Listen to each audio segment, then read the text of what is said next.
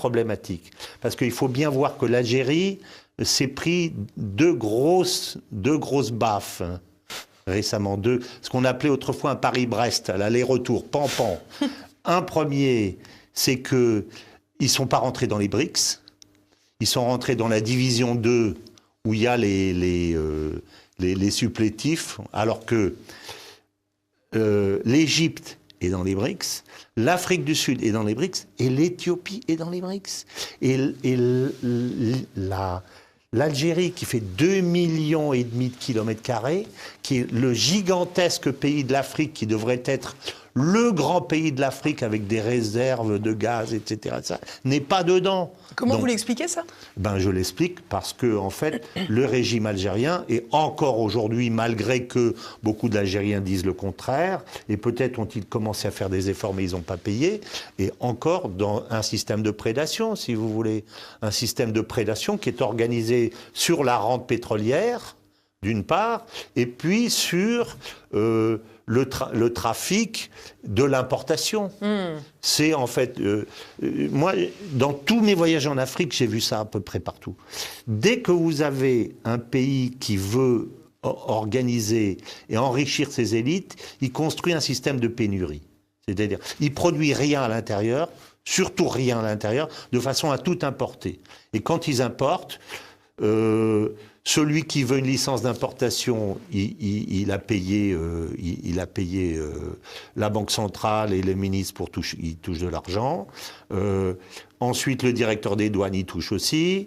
Ensuite, il a les produits de façon unilatérale et en exclusivité qui vend à 1000 fois le prix quand c'est nécessaire dans le marché.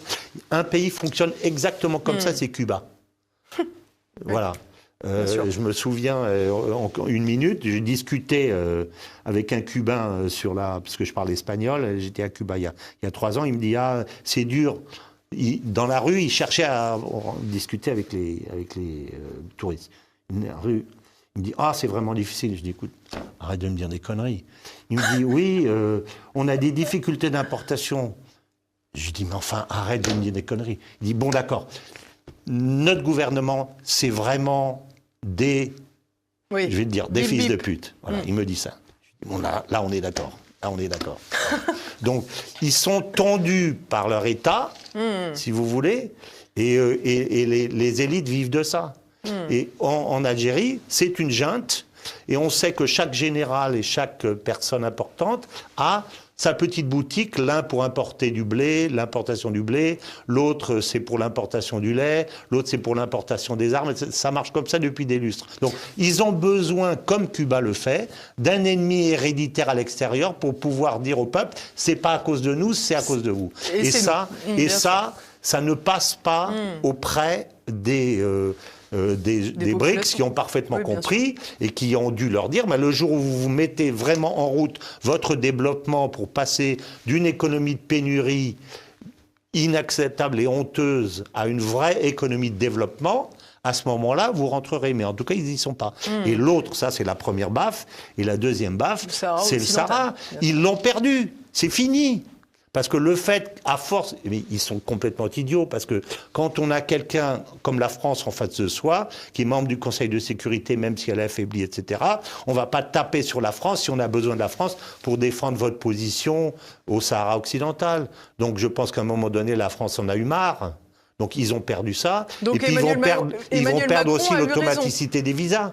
Emmanuel Macron a eu raison dans cette affaire. Il a bien fait de reconnaître le Sahara occidental. Je ne sais pas s'il a eu raison ou s'il n'a pas eu raison, mais en tout cas, c'est une défaite diplomatique majeure de l'Algérie par rapport à ça. Et si vous regardez maintenant tous les pays africains, le Ghana l'a fait récemment, je crois que je vous ai envoyé un article hier là-dessus, le Ghana, tous les pays se délient de leur rapport avec le gouvernement ou le simili-gouvernement sahraoui, si vous voulez. Donc, en fait, le Maroc a gagné sa guerre.